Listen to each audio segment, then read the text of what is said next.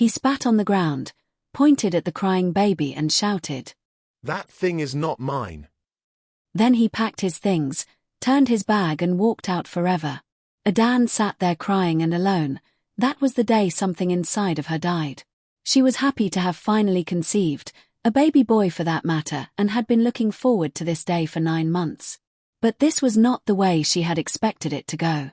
Her husband left like her child was a curse, and he never ever came back.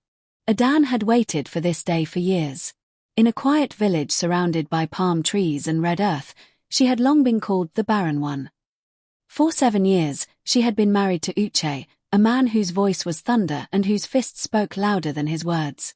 Every month that passed without a child brought more silence, more shame, and more beatings. But finally, her belly had grown. Slowly, cautiously. She prayed. She sang. She walked gently and smiled often, hoping the gods would be kind. When the baby came, the whole village waited. Uche had told the elders it would be a boy, a strong boy to carry his name. He boasted in the village square, even bought a goat in advance, ready to name the child after his late father, Obadiah. But when the baby was born, silence fell over the room. Not because it was a girl. No, it was a boy, just like Uche had hoped. But his skin was the color of milk. The midwife gasped. One of the older women whispered something about spirits. Adanne stared at her son and wept. Not out of fear or shame, but because she saw light. Pure, untouched light. Uche saw something else. Is this some kind of joke? He barked when he entered the room. Adanne, too weak to sit up, managed a smile. Our son, he is here. Uche moved closer and stared. His face twisted with disgust. This child is cursed, he growled. What woman gives birth to a ghost child? The midwives tried to calm him. They spoke of how sometimes a child is born with skin like that, how it was not witchcraft or adultery. But Uche refused to listen. I am not the father of this thing. Uche! Adanne cried, trying to reach out. He's your son. He came from me. From us. But Uche was already moving. Out the door. Out of their lives. That very night, he packed what little he had and left. He didn't just abandon them, he erased them. Refused to speak of them. Told everyone who asked that his wife had died in childbirth and that the baby was stillborn. But Adanne lived. Barely. With no husband, no money, and now whispers surrounding her son, she was left to fend for herself in a world that had already turned its back. She named him Albino, meaning father's heart, even though his father wanted nothing to do with him. He was fragile, small. His eyes struggled in the sun. But he was calm, strangely calm, like he knew something the world didn't. And so began their journey, a mother and her boy, cast aside, but holding on to one another with all they had. The days that followed Uche's departure were darker than any Adanne had ever known. The compound they once lived in belonged to Uche's late uncle, and without him, Adanne was no longer welcome. She was told to leave, no negotiation, no pity. Carrying her baby strapped to her back, with only a wrapper and a small calabash of leftover palm oil, Adanne walked through the village, begging for a place to lay her head. Some people turned their faces. Others whispered as she passed. They didn't just pity her, they feared her. That's the woman who gave birth to the albino child. They say it's a punishment from the gods. Maybe she slept with a spirit. But there were a few, the ones whose hearts had not been hardened, who helped. An old widow named Maman Kairu offered her a small mud hut at the edge of the village. It was cracked. The roof leaked. There were termites. But it was shelter. And for Adanne, it was enough. She began selling roasted maize by the roadside, under the harsh sun that Albino couldn't even look into. She carried an umbrella wherever they went, shielding him with her body. She fed him whatever she could afford, sometimes going without food herself. But through it all, she never stopped loving him. Even when people told her to take him to the bush and leave him. Even when a market woman spat at the sight of him. Even when a preacher told her to pray away her sins, suggesting Albino was her punishment. She clutched him tighter every time. Your skin may be light, she whispered, but your destiny is heavy. Albino grew.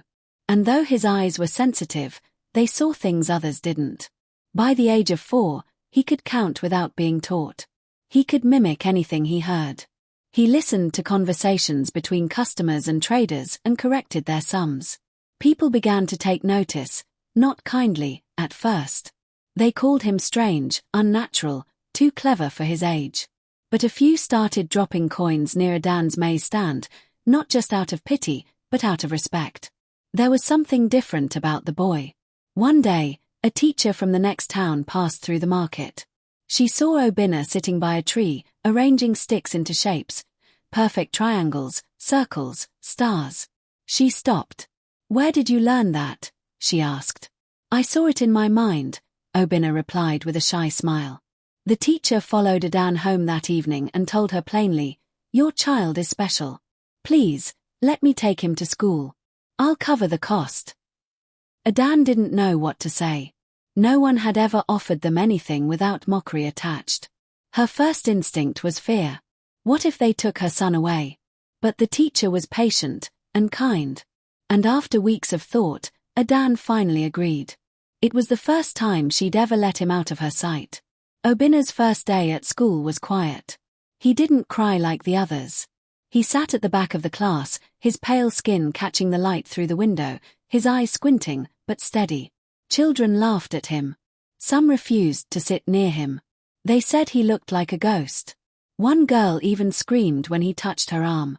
But Albino had already learned to be invisible and to watch. In just 3 days, he had memorized the entire alphabet. In 1 week, he could recite times tables. In 1 month, he had read half the books in the teacher's shelf. The teacher who had brought him to the school, Madame Ephema, was amazed. "Albino," she said one day after class, "where did you learn all this?" "I listen," he said. "I remember." She began to give him extra books, teaching him beyond his class level. Within a year, Albino was doing the work of students twice his age. The headmaster called a meeting and offered him a scholarship to continue all the way through secondary school. Adanne didn't know whether to cry or rejoice. Her son, the boy they mocked, the boy they feared, was now praised in rooms she could not enter. He was going places she could not go. But the village didn't change all at once. People still looked at her with suspicion. Some whispered that maybe she had sold her son to a spirit for intelligence. Others suggested she had done something unnatural to tie his destiny to hers. But Adanne stopped listening. Instead, she woke up every morning, roasted maize and groundnuts, packed her son's bag, and walked him to the junction. She prayed. Not for riches. Not even for revenge. She only prayed that her son would never grow bitter, that he would never hate the world, even though the world hated him. And Albino never did. He started helping his classmates, even the ones who mocked him. He began to write poetry in his small notepad, poems about rivers, skies, pain, and dreams. One of his poems was selected for a national writing contest by the time he was 11. By age 13, Albino had received a scholarship to attend a prestigious boarding school in the city. He didn't want to go at first. "I can't leave you, Mama," he said, eyes full of tears. "You must," she told him, holding his face. "You were not born to stay hidden in corners." He held her tight. And with a small bag, worn sandals, and a heart that burned with purpose, Albino left the village. He didn't look back. But every weekend, every holiday, he wrote to his mother. Every letter sealed with, "I love you, Mama. You are my son." Back in the village, Adanne kept every single one of those letters in a calabash under her bed. She couldn't read them, she didn't know how, but she held them close and believed every word. The city opened doors Albino never imagined. At the boarding school, he became a legend, not for his looks, but for his mind. Teachers often joked that he knew the answers before they finished asking the questions. He won competitions, published poems, and even began giving talks at youth conferences before he turned 16. He was quiet, well-mannered, and wise beyond his years. When others boasted, he listened. When others rushed, he watched. By the time he graduated, Albino had already secured a full scholarship to study abroad. The boy who was once mocked for his skin was now being flown across the world for his brilliance. On the day he was leaving for Europe, the entire village came to the junction. even those who once avoided him. Adanne wore her best wrapper and smiled with tears in her eyes. She had never stepped outside their state, and yet her son was going across the ocean. As the bus pulled away, Albino stuck his head out and shouted, "Mama, I will build you a house. A big one, with blue doors." And she believed him. In Europe, Albino studied engineering. He worked part-time jobs, slept in tiny rooms, but never complained. He was too busy building. Not just for himself, but for the woman who sold maize so he could eat. By age 23, he had started his own tech company. By 26, he was featured in global business magazines. His invention, a device that helped rural farmers monitor soil conditions using solar-powered sensors, was spreading across African countries. He was no longer Albino the albino boy. He was Albino the innovator. Albino the pride of the nation. But through it all, he never changed his phone number. He still called his mother every Sunday. He still wrote her letters in simple English, which she had now learned to read, thanks to free classes offered by a church group in the village. And true to his word, Albino returned to the village at 27 and built her a house. It was big, with a tin roof that gleamed in the sun. And blue doors, just like he promised. People who had once spat at her feet now came with gifts and apologies. Chiefs came to shake her hand. Women whispered that maybe she had hidden strong juju under her bed. But Adanne knew what she had hidden. Love. That was the only thing she had poured into her child, and it had been more than enough. It wasn't until a year later that Albino decided to ask the question he had buried deep in his heart. "Where is my father?" Adanne froze. "He is still alive." She nodded. "Yes. Still breathing, though he no longer remembers how to be human." Albino said nothing more. But something had shifted in his eyes. It was time. Uche had aged, but not gracefully. The once proud man who barked orders in the village square now walked with a limp and sat most days outside a worn-down beer parlor, watching motorcycles pass. He had remarried, a woman far younger, who now rolled her eyes at him and barked louder than he ever had. His second marriage bore no children. Some whispered it was punishment. Others said the gods were only fair. He didn't talk about his past. Not about his first wife. Not about the strange child she gave birth to. He told everyone she had died. And in time, even he started to believe the lie. That was, until one black SUV pulled up outside his home. Albino stepped out, calm, poised, dressed in a plain white shirt and black trousers. Nothing about him screamed wealth, but everything about him screamed presence. Uche squinted. "Who be this one?" "I'm Albino," the young man said quietly.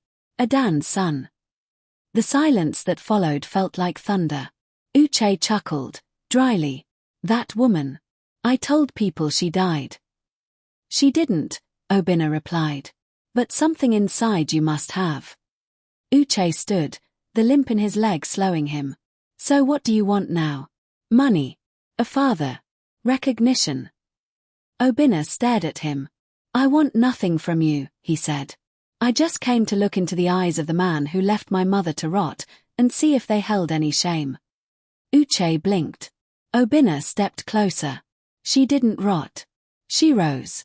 She carried me on her back when I couldn't walk. She fed me when she was starving. She shielded me from the sun, from shame, and from the stories you left behind. And in case you were wondering, I turned out fine." Uche looked away. "I built her a house. I bought her land.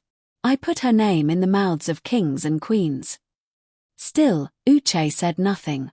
"And you," Albino added, almost gently, "you are not part of that story. Not in the credits. Not even in the footnotes." Uche swallowed hard. "You look like me, you know." "I don't," Albino replied. "I look like the light." With that, he turned and left. The SUV pulled away. Uche stood in the dust, watching it disappear. And for the first time in decades, he felt something rise in his throat. Regret. But it was too late. The boy had come, not as a ghost or a curse, but as a man the world would never forget. Adanne sat on the veranda of her new home, staring out at the rising sun. Her hair was graying now, her hands a little weaker, but her heart, it beat strong. In her lap lay another letter from Albino, now working with international leaders, traveling across continents, giving talks in rooms filled with men in suits and accents. Yet every letter he wrote still began the same way. To the strongest woman I know. He visited when he could. But even when he didn't, his presence filled every wall of the house he built for her. Pictures of him, at conferences, award ceremonies, with dignitaries, hung beside the simple drawing he made at age 7. A stick figure with 2 people holding hands and a house with blue doors. The people of the village had changed. They now called Adanne Mama Albino, with pride. They invited her to speak to young mothers. They brought their children to sit with her. Some apologized for the past. Others tried to forget they were once part of the mockery. But Adanne didn't hold bitterness. She had no space left in her spirit for anger. Her joy was enough. One day, Albino returned home for the village's annual festival. He was greeted like royalty, but he moved through the crowd like a boy coming home, stopping to greet elders, laughing with children, sitting on the floor beside his mother. During the event, the village chief asked Albino to say a few words. He stood slowly, looking out at the familiar faces, some warm, some guilty, all listening. I was once called a mistake, he said. Some said I was a curse, others said my mother had sinned. But let me tell you something. He looked at his mother. She was the blessing I didn't deserve. And everything I am today, I owe to a woman who had nothing, but gave me everything. Tears filled Adanne's eyes. The entire square fell silent. He continued. The world may label what it doesn't understand. It may reject what looks different. But no matter how dark the cloud is, light always finds a way to shine through. The crowd applauded. Mothers wept. And in that moment, Albino, the child born into shame, became a legend not just for what he had achieved, but for what he had overcome. That night, under the soft breeze and starry sky, Adanne and Albino sat together. Mama, he said, placing his hand over hers, I know people used to say I was cursed. Adanne nodded slowly. But now, he whispered, they say I was born with a gift. She smiled and replied, that's because they finally opened their eyes.